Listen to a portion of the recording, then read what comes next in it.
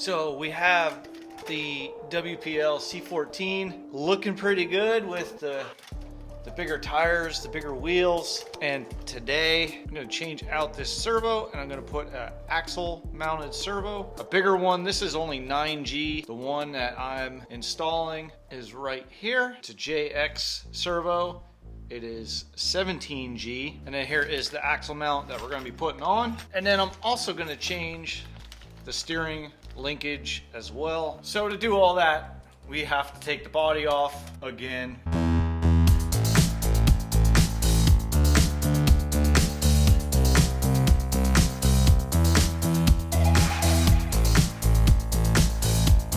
I'm gonna leave this metal mount here, a little extra weight in the front, unscrew these servo mounts. We won't be needing these anymore.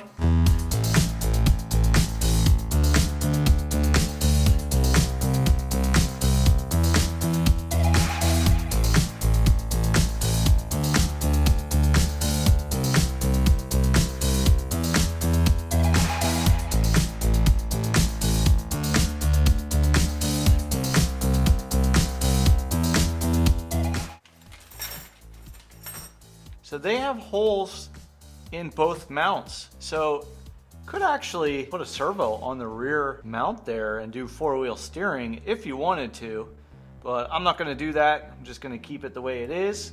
But just so you know, that option is there.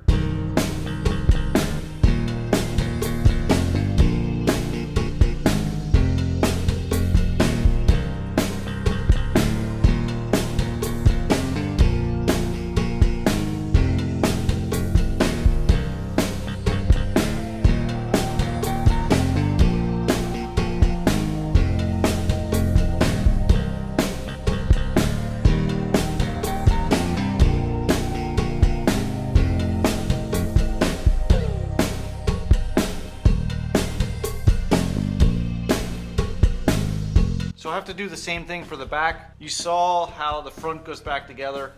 The back is even more simple because you don't have to deal with the steering. So I did get the back put on and I actually kind of like it better in black. The only issue I had was I used all 4 screws for up here in the front to connect it, and they didn't give me 4 more screws, longer screws, to connect the back, so I had to use my own screws out of my own kit here. So now we're gonna put the wheels back on and put the body back on.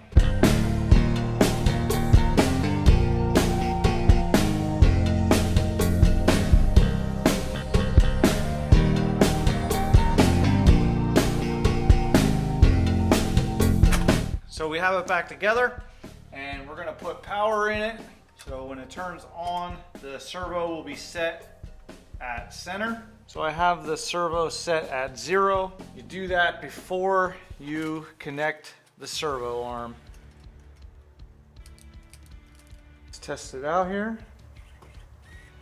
So now we're gonna connect the steering linkage. Oh, yes. Look at that. So not much adjustment needed.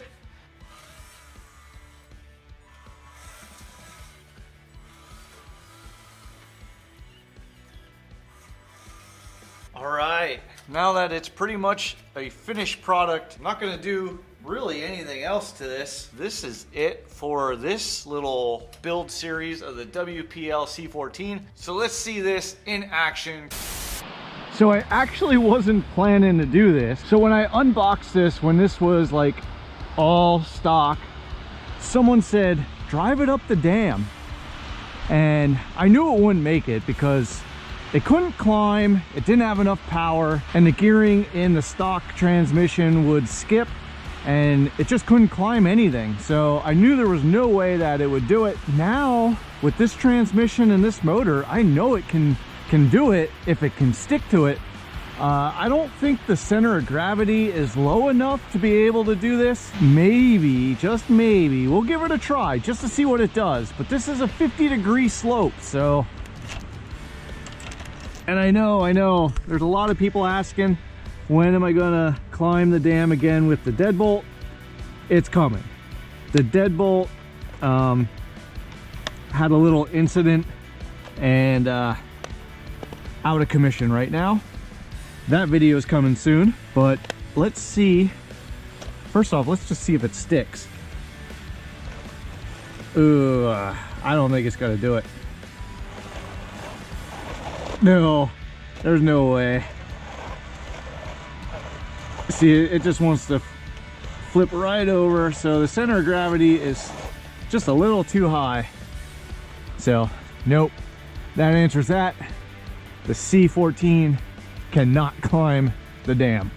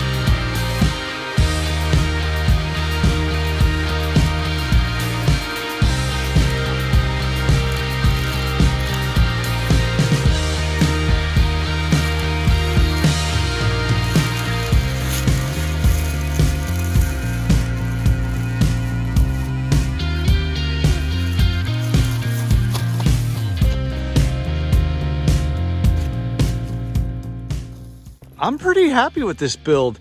The 370 motor has plenty of torque. It's not fast, but this is a crawler. It's not meant to go fast, but it has plenty of torque. And with the new suspension, especially tilting them rear shocks in, I get a decent amount of articulation out of the rear shocks, as you saw. Even the front flexes a little bit. So with this axle mounted servo, I do feel like I get a little bit more articulation out of it. It's nice to have the servo on the axle. But thanks for watching this build series of this WPL C14.